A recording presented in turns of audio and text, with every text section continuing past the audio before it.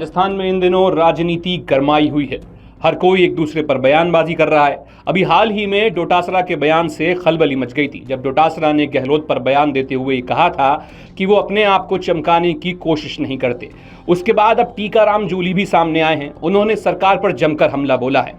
उन्होंने NEET protest को लेकर सरकार से ये कहा है कि बच्चों की जांच नहीं कराई गई और बच्चों को दबाया गया। उसके साथ साथ उन्होंने मदन राठौड़, सीएम भजनलाल पर भी बड़े बयान दिए हैं। जरा सुनिए कि नेता प्रतिपक्ष टीकाराम जूली ने क्या कहा है।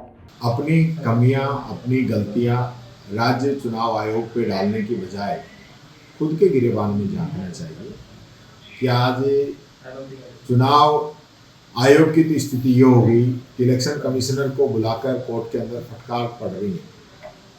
उसका जवाब जो है सरकार को देना चाहिए। इलेक्शन कमीशन तो चुनाव कराने को तैयार है। कभी आप ओबीसी आयोग की बात करते हो, कभी खुद की कमियों को छुपाना चाहते हो। तो चुनाव जो डिले हुए आपकी वजह से हुए। वन स्टेट वन इलेक्शन की आप बता दीजिए ना, आपके पास कितना स्टाफ है, कितनी मशीनें हैं, आप बता दो। आप करा पाएंगे क्या? सिर्फ बातें करने से नहीं होगा। आपने पिछले 2.5 वर्षों से आप उपचुनाव तक नहीं करा पा रहे। चुनाव की तो बात छोड़ दीजिए। लोकतंत्र को आप समझते नहीं। लोकतंत्र को समझना जरूरी है, बात कहना चाहिए किया।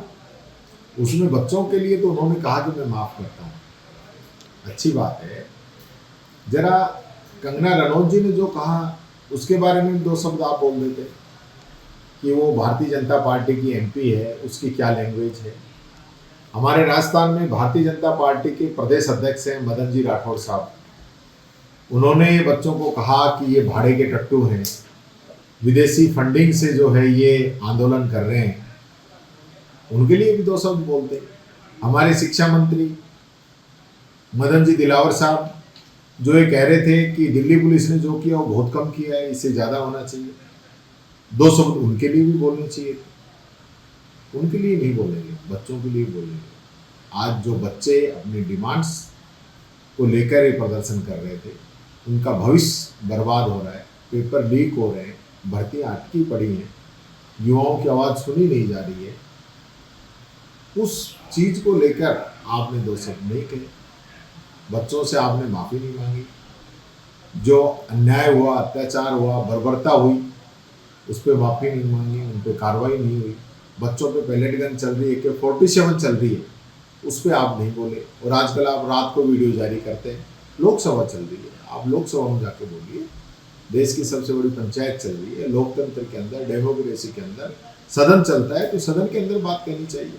आपके राज्य की खबरें, आपके शहर की खबरें सबसे पहले जानने के लिए देखते रहें अमर उजाला।